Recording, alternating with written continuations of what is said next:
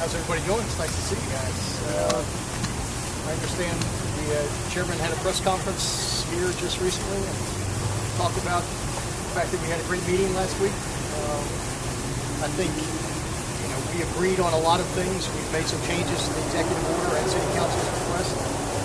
I think, I hope the process moving forward is that the city council is ready to get this committee set up and in place. Obviously there's a difference in opinion on the number of appointees. I certainly respect the chairman's suggestions, but I think the executive order as we originally proposed and the size of the committee is more appropriate. And once you get a committee that's too large, it becomes unmanageable. And I am intent on moving forward. I am open to other suggestions. As you saw last week, I was willing to compromise and give council members a total of 2 more additional slots. But I think other than that, it's my intention to move forward with this impact as it is planned for the most part.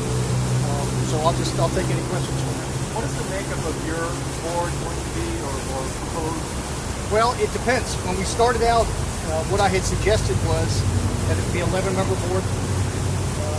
7 members appointed by the mayor, 2 by the city council, 2 alternates appointed by the mayor. The executive order that we put in place, and understand something, that executive order remains in place and this committee will be set up under the executive order. That is not something that city council has any role in. That's not something that they can affect. This is a mayoral decision and that executive order stands as it was written. Now, I am open to compromise, and last week after the council meeting, I indicated that I would be open to giving council members more appointments on this, but the other aspects of that executive order largely will remain intact. Council wants to codify it, which is not necessary, but I'm okay with that if they're adopting that executive order as the basis for that ordinance. So the only remaining outstanding question is the number of the members. And Councilmember Reddick had a suggestion of 15. I happen to think that's too big. But it will be up to the members of the city council as to what that number actually is. I think his concern, though, is that you would have too much control over this board. Is that a fair? Well, it's a mayoral board for the most part. It is established by the mayor. That's what the charter calls for. I mean, there's no disagreement that the charter empowers the mayor to do all of this. I'm trying to be respectful of council's role, but I also serve a much larger universe. And I've got to balance the needs of the city, of the police officers, and the communities that we police. And I'm not going to create a board that has a pro-police bias or an anti-police bias. And so I think what we are attempting to do is in the best interest of the greater community, and that's the path that we will go down. But don't you think that sends the wrong message, Mayor, if you choose the majority of the board that's supposed to be a citizen board as someone who represents the city and the police department? Well, I mean, I think me, more than anybody, represents the city. I mean, that's who I was elected by. The mayor's the chief executive officer. And so I'm not intending to put a board together that is either pro-police or anti-police. We're going to put a board together that represents the best interests of the community, that is balanced, that is fair, that has no agenda, that will be a sounding board for Chief Ward and for the community. And we're going to do it in the right way. I mean, we're not going to do it with folks that approach this from a particular perspective, other than what's in the best interest of the city. If council passed... So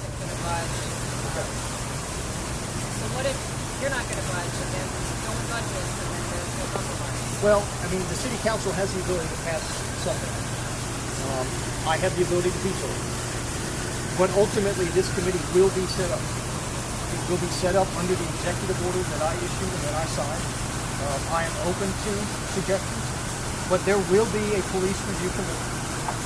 It will be a committee that's set up in the best interest of the community, not the loudest portion of the community. Mayor Buckhorn, if council passes something with 15 members, would you veto it or sign it? Yes. Which one? Sorry, you'd veto it. I would veto it, yes. But Reddick said he doesn't want 15 to us just a second ago. He wants an 11-member board, 7 chosen by the commission, 4 by you. Well, that's not what the executive order calls for. Obviously, council can do whatever they choose to do. I have the ability to veto it. They have the ability to override the veto, but it would take super majority. We want to get this behind us. We've got a lot more important things to worry about. A lot more positive things going on. We are not going to create a solution for a problem that doesn't exist.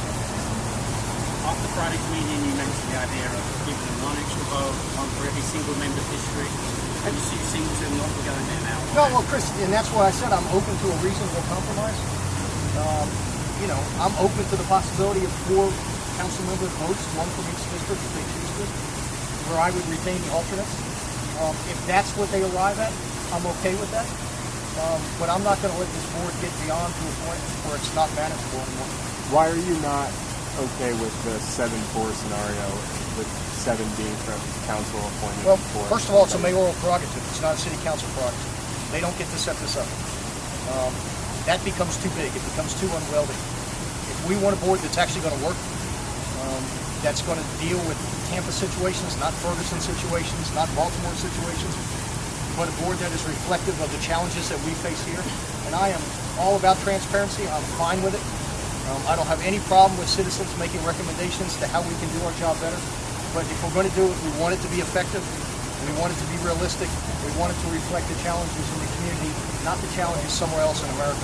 City Council's attorney disagrees with what you just said. He says the City Council can set up a board that has 7 and 4 or whatever the numbers are.